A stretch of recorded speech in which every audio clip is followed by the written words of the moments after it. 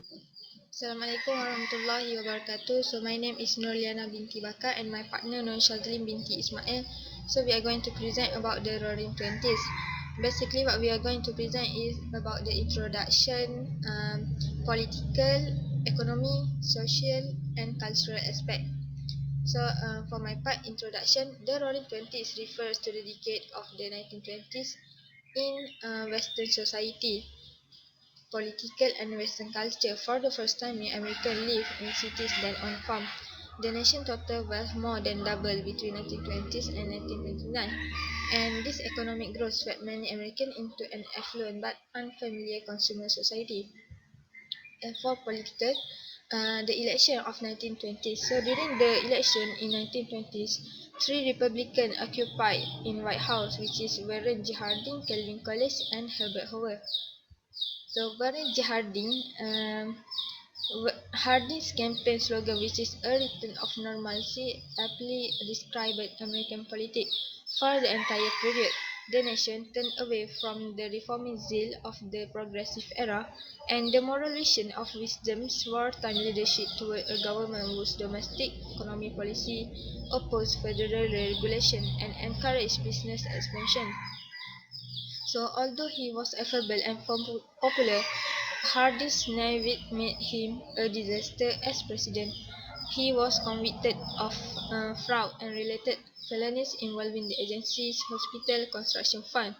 So, Secretary of the Interior Albert Fall was at the center of the Teapot Dome scandal, in which he secretly leased naval oil reserve at Teapot Dome.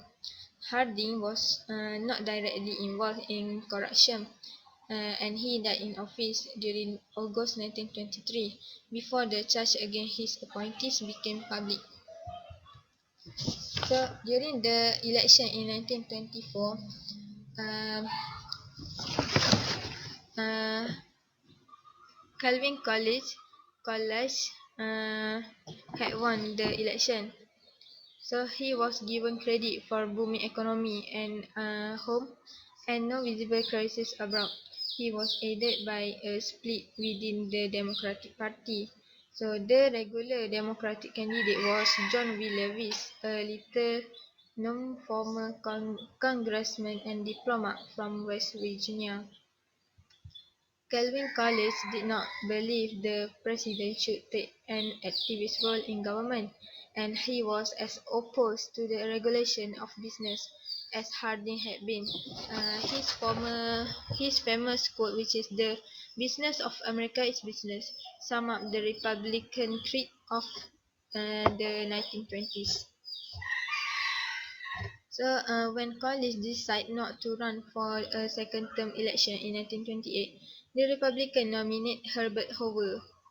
So the Democrat, operating with a stronger urban wing than in the previous election, dominated Governor Al Smith for a second time.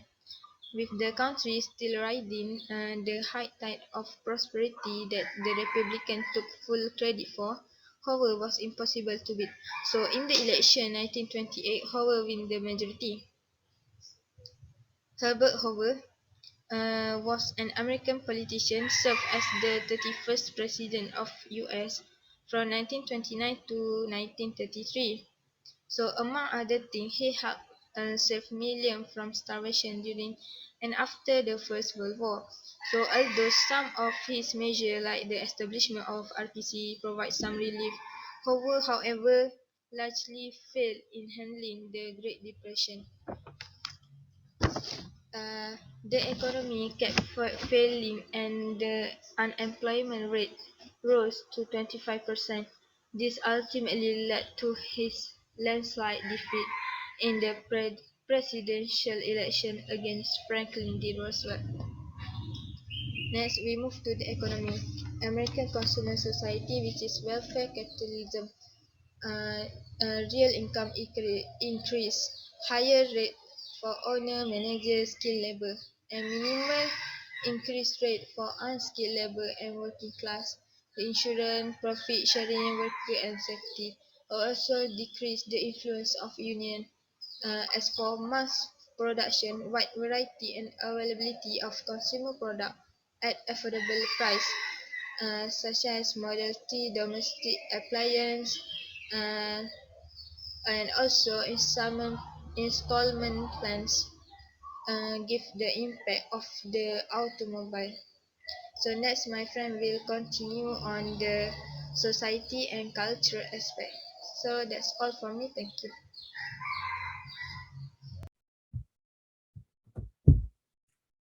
Assalamualaikum warahmatullahi wabarakatuh. I am Nushazi binti Ismail and I will continue with the society, which is Black society. During the 20s, the great migration of African American from the rural south to the urban north continued. The black population of Chicago grew from less than 50,000 in 1910 to almost 250,000 by 1930.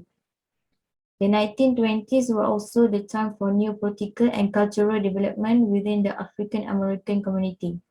Marcus Garvey, who advocated Black pride and supported a Back to Africa movement among American blacks, founded the Universal Negro Improvement Association (UNIA), which espoused Black economic cooperation and established Black-owned grocery store, restaurant, and even steamship company known as the Black Star Line. Although Garvey was arrested and convicted of fraud, the UNIA had more than 80,000 members at its height and was the country's first mass African American.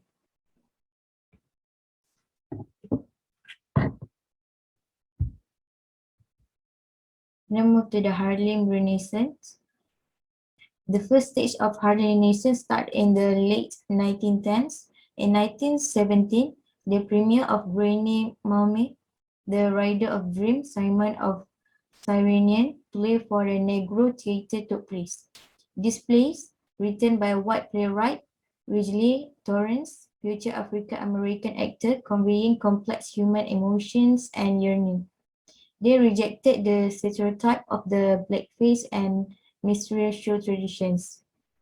James Weldon Johnson in 1917 called the premiere of this play the most important single event in the entire history of Negro in the American theater.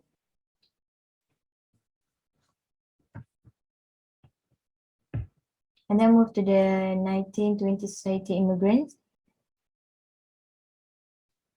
The Red Scare and the immigration policy. In the first few years after World War I, the country experienced a brief period of anti-radical hysteria known as the Red Scare. Widespread labor unrest in 1919, combined with a wave of the bombing, the communists in power in Russia, and the short-lived communist revolt in Hungary, fed the fear that the United States was also on the verge of revolutions.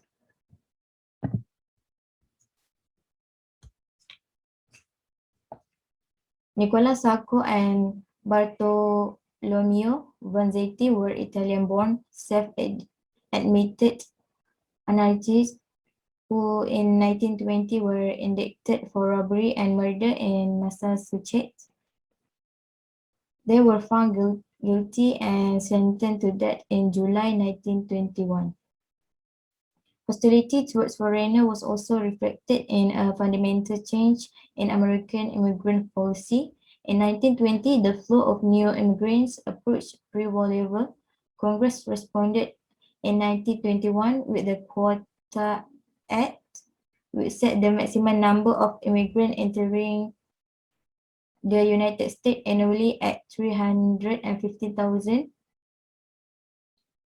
proportion at 2% of each nationality living in the country in 1910. Consequently, the National Origin Act of 1924 reduced the total number of immigrants to 150,000 a year, which quota set at 2% of each nationality population in the United States in 1890s.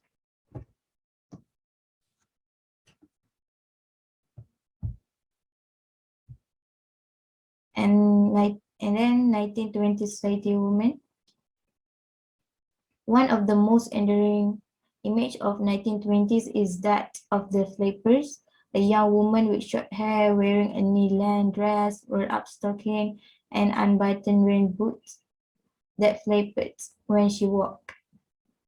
With a new look came a new viewpoint and value, including a more open attitude towards premarital sex. Margaret Sanger, who had first promoted birth control before World War One as a means of sparing poor women and unwanted pregnancies, argued that the film gave women more sexual freedom. The new woman mystique was exemplified by the heroine of F. Scott Fitzgerald novel This Side of Paradise 1920 and The Great Gatsby 1925 and the film stars such as Gloria Swanson.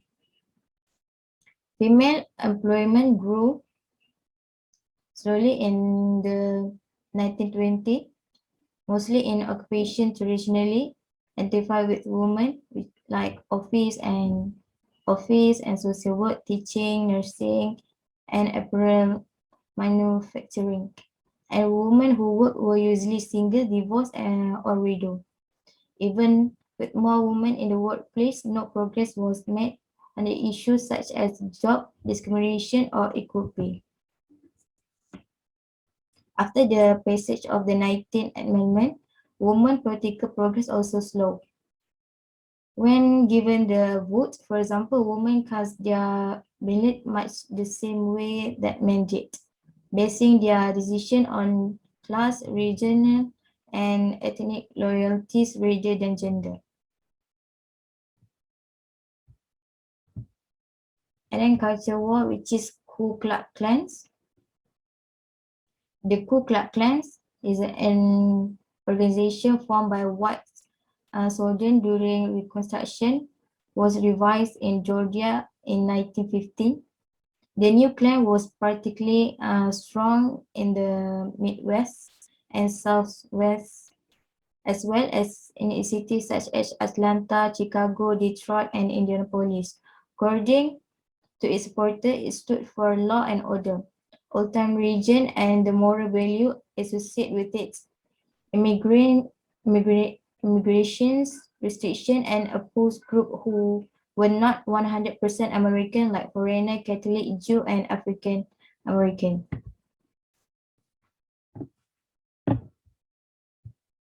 And then move to the culture war provision. Provision was one of the programs the Klan supported when the 18th Amendment became effective in January 1920. Congress passes the State Act to implement it. Although alcohol consumption in the United States did drop by as much as half during the 20s, people who wanted to drink found it easy to do so either by brewing their own alcohol or buying bootleg liquor in illegal saloons known as speakeasies that has sprung up everywhere. Enforcement of prohibition was never adequately staffed or funded, and the illicit the trade in alcohol contribute to the growth of organized crime.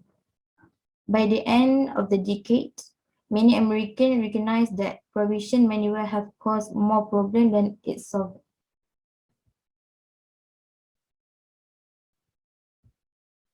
Then move to the culture war, which is religion.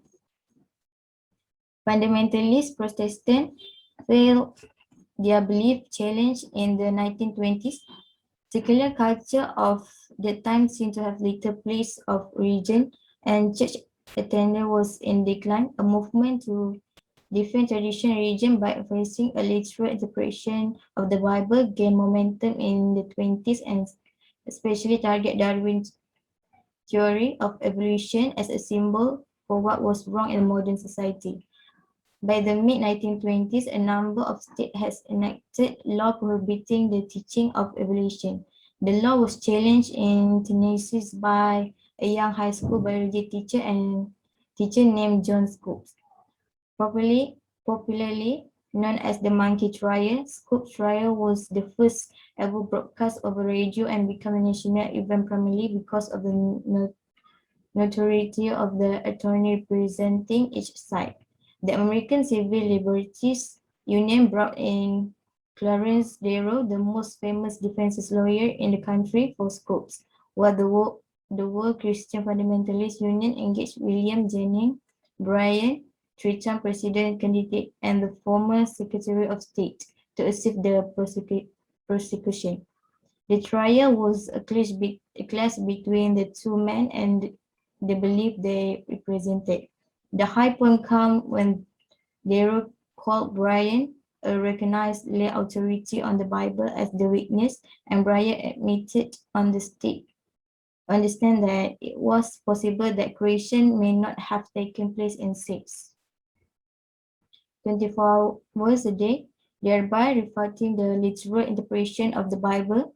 Nonetheless, the jury found Scott guilty of violating the state anti-evolution statute and fined him $100.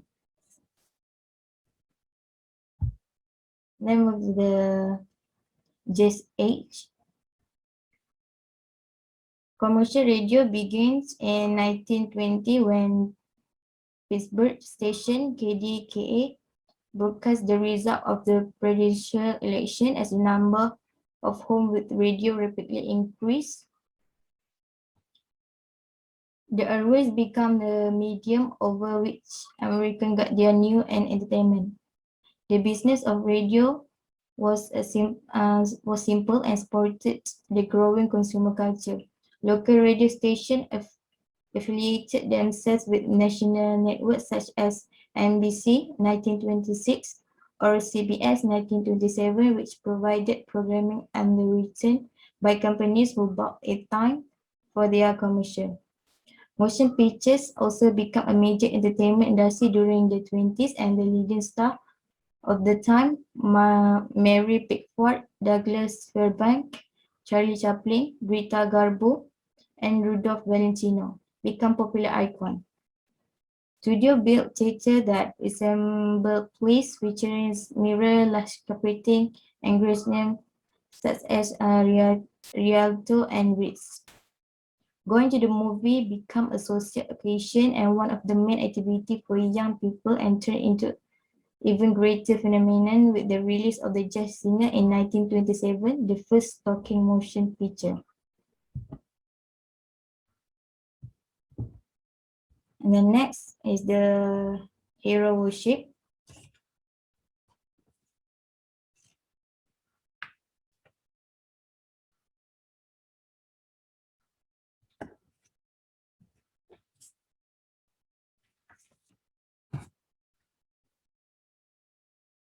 The 20s actually produced a hero of a new type, sports figure like baseball, Baby Ruth, boxing heavyweights, champion Jack Dempsey, and football greats. Grange were household names were followed by millions in newspaper and the radio. And the last one is the literature, which is the Lost Generation. The famous quote of Lost Generation writer was a group of American expatriates who lived in Paris, France during 1920. Among them was Hemingway, who had driven and brilliant in Italy during the Great War. In Paris, he associates with mentor Gertrude Stein and other friends who profoundly influenced his work. His novel, The Sun, Also Rise, and Fairway to Arm were both written in the late 1920s and follow the turbulent life of the character living through World War One or in its aftermath. Another example like Sinclair Lewis, which is Babbage, and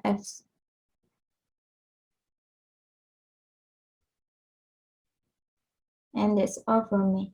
Thank you.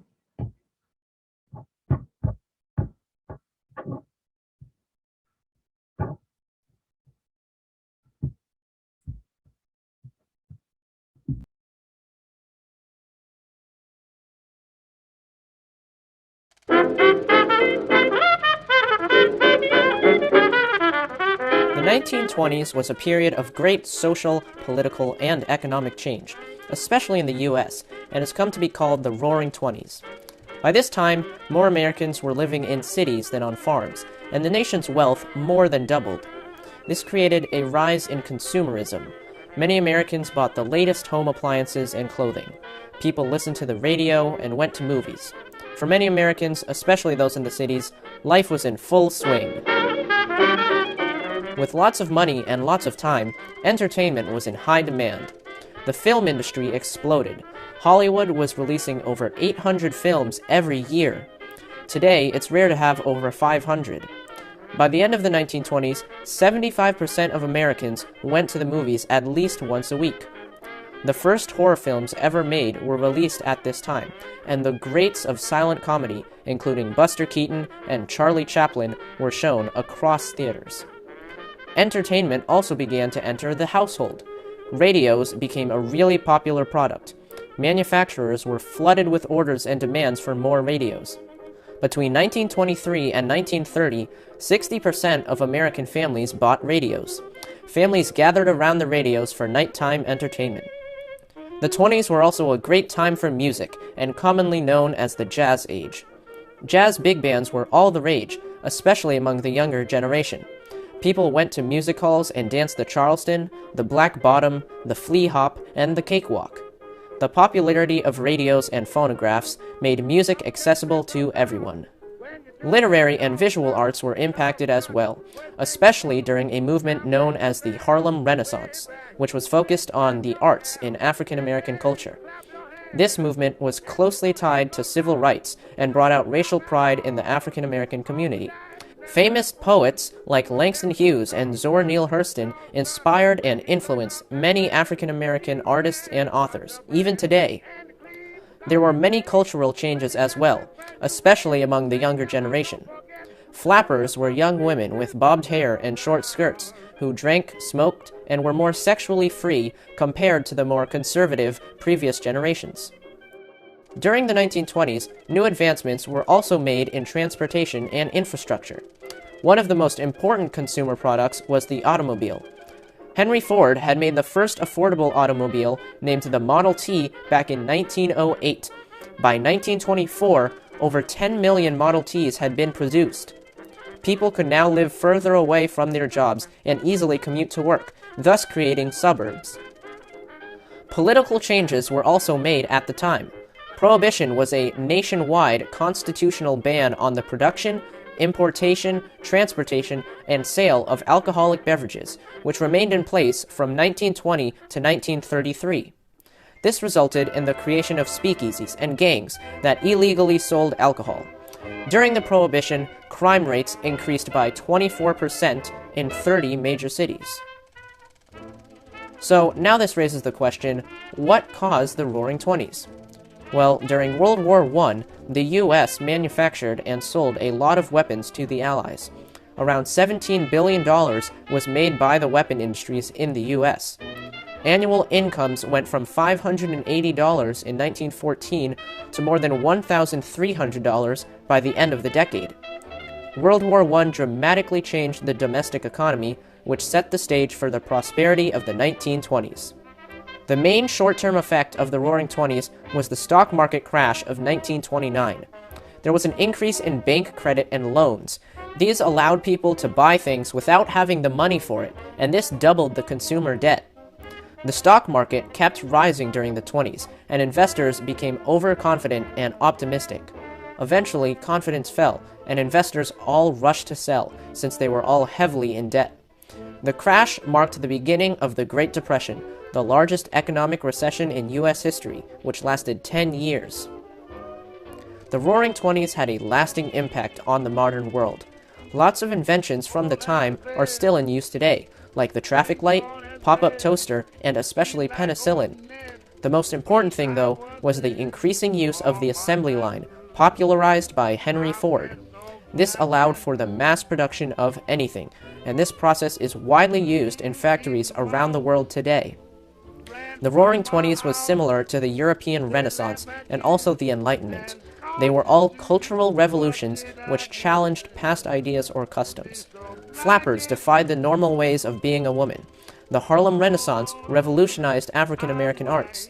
Jazz challenged the structure of older music with different chords, rhythms, and instrumentation. But why does this matter? Why should this be taught to ninth graders? Well, clearly, the 1920s was extremely influential to modern culture in the US.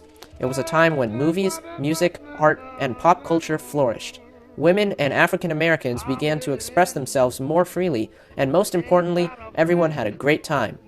It's important to learn about our past and how our country has arrived at where we are today. It gives us an identity, and it brings us together. Henry Ford couldn't have said it better. Coming together is a beginning, staying together is progress, and working together is success.